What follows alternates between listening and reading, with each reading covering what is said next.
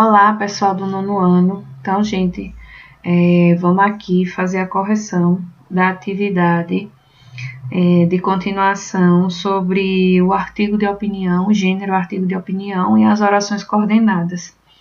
Então, peço a vocês que prestem atenção na correção, certo?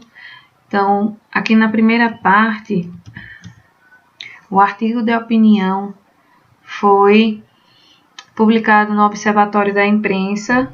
Então, leia o trecho retirado desse site. Então, o Observatório de Imprensa, que vocês devem ter visto aí no texto anterior, foi onde foi publicado o artigo de opinião das fake news ao fenômeno da slow news, certo?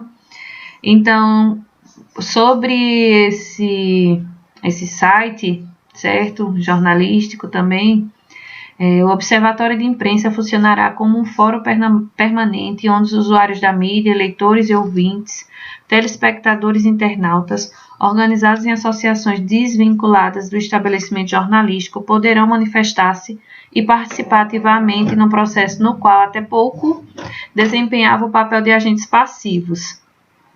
Então, os meios de comunicação de massa são majoritariamente produzidos por empresas privadas, cujas decisões atendem legitimamente aos desígnios de seus acionistas ou representantes. Mas o produto jornalístico é, inquestionavelmente, um serviço público, com garantias e privilégios específicos previstos em vários artigos da Constituição, que pressupõem imperiosas contrapartidas em matéria de deveres e responsabilidades sociais. Então, esse trecho é retirado do site, certo? Ali disponível no Observatório da Imprensa, em 25 de outubro de 1918. De acordo com o texto, qual é o objetivo do Observatório de Imprensa? Qual é o objetivo principal desse site? Então, vejamos aí que é de analisar o empenho da mídia e abrir o espaço para a participação de novos agentes, promovendo a crítica sobre o produto jornalístico. Então, você pode perceber isso logo um pouquinho acima, certo? Onde ele fala sobre qual é o objetivo do Observatório de Imprensa, certo? Ele manifesta-se e participa também ativamente e desempenha o papel de agentes passivos, de outras pessoas, para poder publicar, certo? Alguma coisa. Então, essa daí é a resposta mais ou menos da letra A. Vocês colocaram parecida, é o que eu disse a vocês. Vocês podem complementar na minha fala. Na letra B, qual é a relação entre o tema do artigo e o objetivo desse site? Então, o tema do artigo foi da fake news ao fenômeno da slow news e o objetivo desse site. Então, o objetivo aí, né, é contribuir para a informação dos leitores diante as notícias falsas, que são as fake news, né? Então, ele abre um espaço ao público, que quer dizer, ao público que foi o autor do próprio texto, que foi Carlos Castilho, para que as pessoas pudessem refletir sobre os meios de comunicação, certo? Então, você pode estar colocando isso. Qual é a relação entre o tema do artigo e o objetivo desse site? É que as pessoas possam pensar nos meios de comunicação, principalmente sobre a questão das notícias falsas, certo? Uma resposta que você pode dar a essa letra B. C. Quem é provável público leitor desse site e, portanto, do artigo? Então, são pessoas interessadas em notícias, ouvintes, leitores, telespectadores, internautas. Então, ele é direcionado a todo público, né? Interessado na notícia. Então, você pode colocar aí ouvintes, telespectadores, internautas e etc. Na 13 aí, na assinatura do artigo de opinião é comum haver informação sobre o autor. Sabe quem é o autor do artigo de opinião? saber quem é o autor do artigo de opinião é relevante para o leitor. Eu como leitora, você como leitor, é importante a gente saber quem é a pessoa que escreve. Sim, é muito importante, porque ele pode expressar opiniões, seus pontos de vista. É muito importante eu saber quem é que escreveu, quem é a pessoa. B, porque há informações sobre a formação acadêmica e sobre a atuação profissional do articulista, que foi a pessoa que escreveu. Porque dá muita relevância ao que ele falou, certo? É um assunto tratado com muita, eu digo assim, propriedade. Ele sabe do que fala, ele está inteirado do que ele está dizendo, certo? Então, dá credibilidade a quem está lendo, certo? Você pode colocar isso. É muito importante saber a formação acadêmica dele, porque dá credibilidade ao leitor. C, qual a relação entre a profissão do autor e o tema que ele discute no texto? Carlos Castilho, ele é jornalista e estudioso na área de comunicação, que indica que ele está envolvido no tema da fake news e tem muito conhecimento sobre o assunto. Então, a relação entre a profissão do autor e o tema que ele discute no texto está relacionada à sua própria profissão, certo? Continuando aí no 14. Releia o 6º parágrafo do artigo de opinião e responda as questões a seguir. Voltando lá ao texto, né, da fake news ao fenômeno da slow news. Então, ele diz aí na letra A. Quando o autor... Deixa eu só relembrar o 6º parágrafo. Que fala sobre o fantasma do caos informativo. Então, foi sobre o episódio, no segundo subtemazinho aí, da desorientação do público em relação à informação. Quando ele diz aí, quando o autor menciona os últimos episódios envolvendo Donald Trump, ele apresenta informações sobre quais são esses episódios. No 14, ele não há informações sobre esses episódios, né? Ele só discute os últimos episódios envolvendo Donald Trump. Então, a gente tem que estar ligado na notícia. Então, os últimos episódios relacionados a essa notícia foram a questão de fake news na campanha anterior do Donald Trump. Só que no texto ele não fala, certo? Então, ele pergunta, ele apresenta informações sobre esses episódios? Não, ele não fala, certo? Vamos lá para a letra B. O que a menção a esse fato revela sobre os leitores do artigo e sobre a época em que o artigo foi publicado? Como o artigo foi publicado em 2016, era necessário contextualizar a questão das eleições à presidência do Donald Trump, se assim vocês não soubessem que nessa época rolou a questão da fake news nas eleições, né, do Donald Trump, e que falta mais detalhes, né, um pouco de detalhes a respeito disso para quando ele diz os últimos episódios envolvendo Donald Trump. Então, quais foram esses episódios, né? Então, o que a menção a esse fato revela sobre os leitores do artigo e sobre a época em que o artigo foi publicado?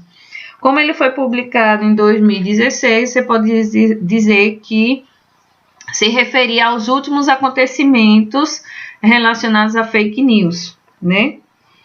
Então, essa é uma provável resposta. Então, os leitores, vocês deveriam saber anteriormente o que aconteceu nas eleições anteriores do Donald Trump, certo? Vamos aí, continuando na 16, ou na 15. Ao longo do artigo, há várias palavras e expressões que são empregadas no sentido conotativo. Então, na explicação, eu falei que o sentido conotativo é o sentido figurado, aquele que a gente não percebe, aquele que a gente não vê. Quando ele diz aí na letra A, considerando o contexto, como subtítulo, o fantasma do caos informativos pode ser interpretado.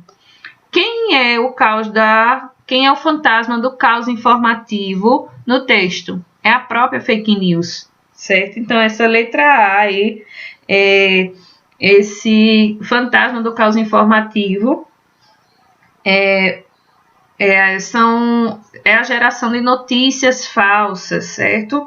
Esse fantasma aí é a questão das notícias falsas causadas pelas fake news, certo?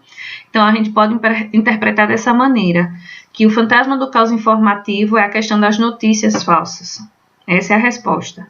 B.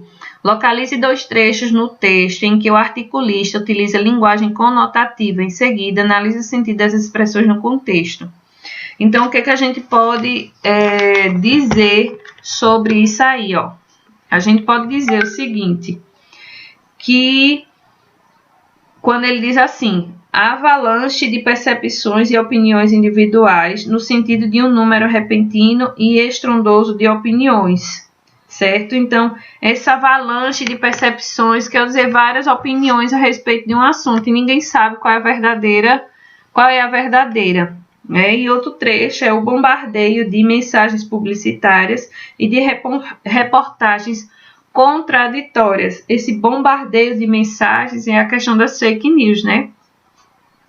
Então, eu posso dizer aí nesse trecho a avalanche de percepções e opiniões individuais e o bombardeio de mensagens publicitárias e de reportagens contraditórias. São trechos que tem essa linguagem conotativa. Então, bombardeio quer dizer muitas notícias de fake news. Qual é o efeito que o uso, letra C aí, continuando. Qual é o efeito que o uso da linguagem conotativa provoca no leitor? Essa linguagem conotativa, ela consegue aproximar mais o leitor no ponto de vista definido pelo autor, certo? Ela consegue aproximar-se mais do leitor, certo? Essa é uma possível resposta aí.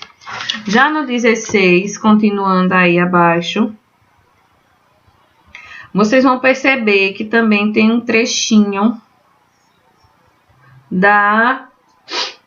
do texto, né? Da fake news ao fenômeno da slow news. Dar um furo noticioso ainda é, em muitas redações, um atestado de qualidade profissional e um poderoso elemento de marketing publicitário. Mas a popularização da internet começou a mudar o contexto a partir do momento em que as empresas jornalísticas passaram a ter que concorrer com milhares de amadores responsáveis pela publicação de blogs. Só que aí, com que objetivo a palavra destacada foi utilizada? Então, gente, na revisão que eu fiz das orações coordenadas, esse mais aí, veja, ele dá um furo noticioso, é um elemento de marketing publicitário, mas a popularização da internet começou a mudar o contexto a partir do momento em que as empresas jornalísticas passaram a ter que concorrer com milhares de amadores. Então, veja aí que nesse contexto há uma contradição. Antes, quem só tinha esse poder de dar notícia eram pessoas que tinham a especialidade, que tinham a função de fazer isso. Mas hoje, qualquer pessoa pode fazer isso, que eles chamam aí de amadores. Então, com que objetivo a palavra destacada foi utilizada? Então, ela foi utilizada para dar uma ideia oposta, de oposição. Então, é uma possível resposta que vocês poderiam ter dado. Letra B. Essa conjunção pode ser substituída por qual outra sem alterar o sentido? Então, quando eu fiz a revisão de vocês das conjunções coordenadas, como é uma conjunção que dá uma ideia de oposição, ela é uma conjunção adversativa. Então, pode ser o mais, o porém, o contudo ou no entanto. Uma dessas caberia muito bem aí no contexto. Então, se eu dissesse, no entanto, a popularização da internet, porém, a popularização da internet, certo? Mas verifiquem aí que esse mais está sem a vírgula. Se eu usasse o porém ou no entanto, ele teria a vírgula, certo? Mas o mais aí eu não uso a vírgula. Letra C. Agora, identifique um trecho do texto em que uma conjunção estabelece relação de explicação entre as partes de um parágrafo e copie no caderno. Então, uma possibilidade aí, identifique no trecho do texto uma conjunção que estabelece relação de explicação entre as partes. Qual delas aí seria? Então, eu vou dar uma possível resposta. A situação é realmente preocupante, porque o presidente eleito dos Estados Unidos, Donald Trump, já deixou claro que vai governar usando o Facebook e o Twitter. Então, tá lá no 6º parágrafo, vocês podem encontrar lá no 6º parágrafo do texto. No 6º não, no 5º parágrafo, certo? Vocês encontram logo no início. A situação é realmente preocupante porque o presidente eleito dos Estados Unidos. Eu coloquei alguns trechos desse texto nas explicações, certo? Então, lá no 5º parágrafo, você encontra a resposta logo no início, o porquê, que é explicativo. Continuando aí, no 17. Então, gente, só relembrando que as conjunções, elas colaboram para articular as ideias do texto, e que é chamada de coesão textual. Ela que dá a ideia, como se assim, o entrelaçamento entre as partes do texto, o que vem antes, o que vem depois, o que vem próximo, certo? Lá no 17, releia os trechos abaixo, retirados do penúltimo parágrafo do texto. 1. No ambiente de boataria permanente, ficou perigosíssimo ceder ao impulso do imediatismo na publicação, sabendo que já existem sites e softwares especializados em disseminar notícias falsas com todos os requisitos de edição jornalística. 2. Mas o debate sobre a nova tendência informativa não prosperou e só ressurgiu agora quando a perspectiva de um caos informativo ganhou contornos mais nítidos. Então, em relação a esses dois trechos aí, vamos ver na letra A. No trecho 1, o que mudaria no sentido se o autor usasse a palavra perigoso no lugar de perigosíssimo? Então, gente, nesse sentido aí mudaria a intensidade, certo?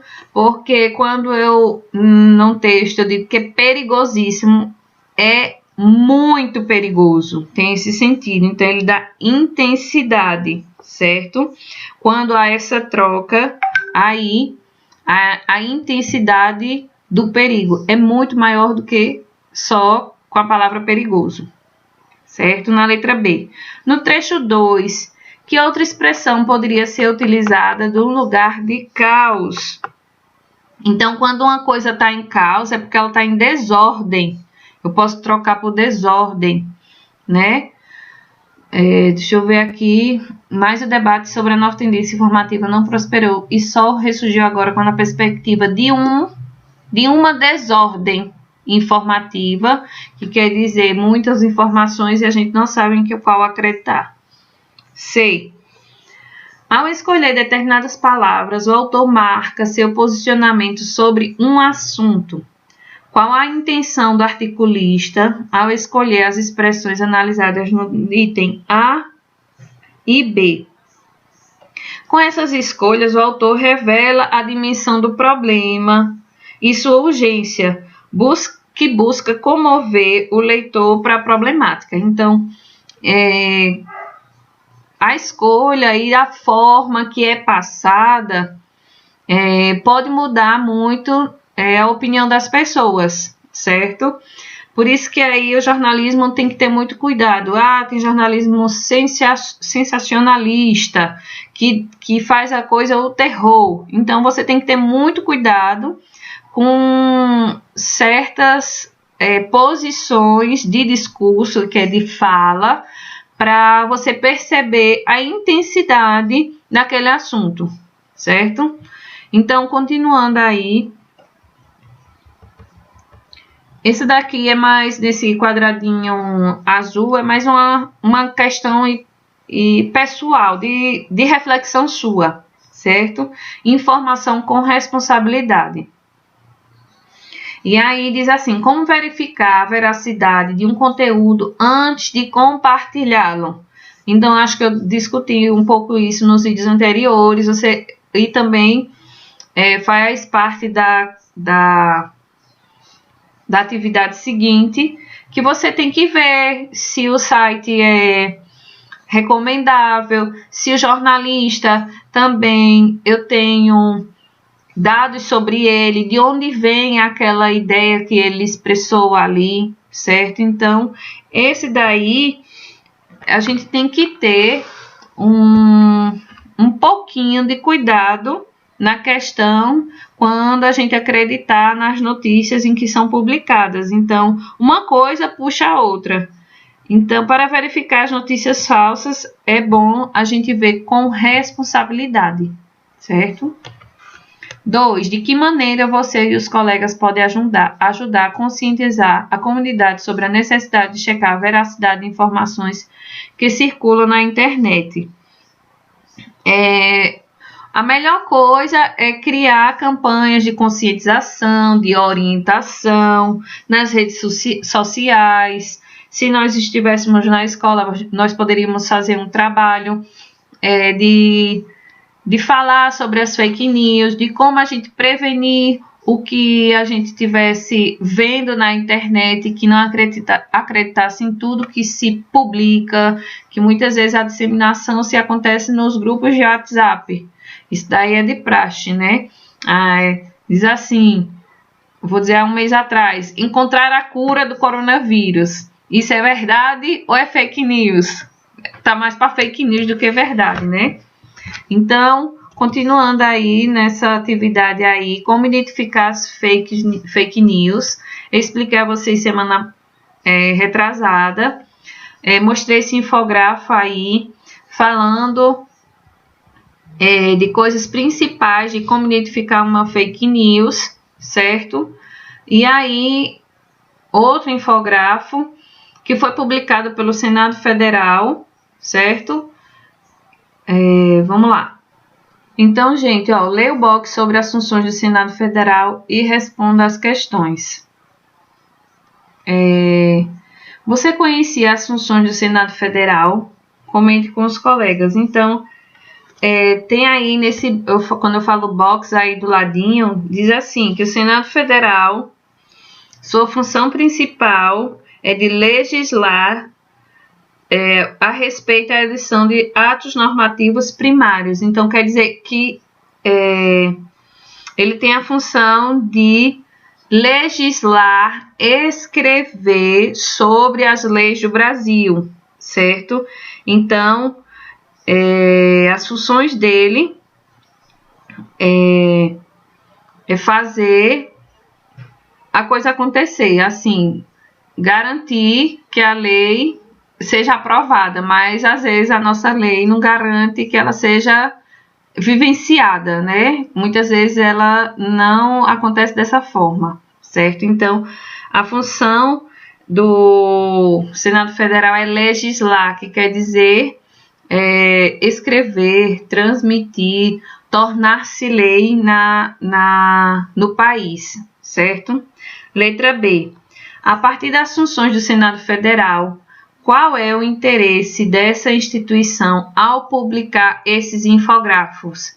Então, esses infográficos aí têm o interesse de observar que a população tome consciência e observar a questão da fake news, certo? E ela está informada, né, sobre as notícias falsas na internet, para que você, como cidadão, tenha respeito às normas que são do país, certo? Então, se alguém infringe a norma, quer dizer assim, sai fora da norma, algum preço a pagar, certo? Então, qual é o interesse dessa instituição ao publicar esses infográficos? Transmitir uma informação a respeito de notícias falsas, né? Letra C. Onde foram publicados esses infográficos? Foram publicados em uma rede nacional, se você olhar aqui, disponível no Facebook do Senado Federal. Então, ele foi publicada no Facebook, nas redes sociais, certo?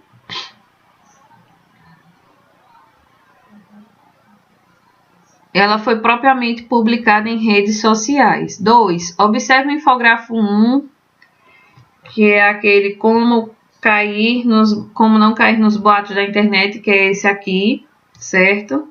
Ele diz isso aqui, que é esse primeiro.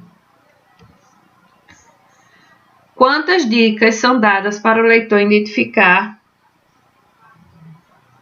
boatos na internet, certo? Quantas dicas? Veja aí que tem 5 cores.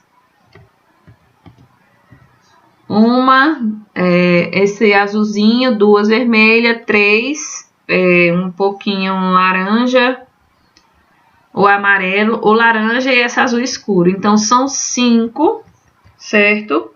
São apresentadas 5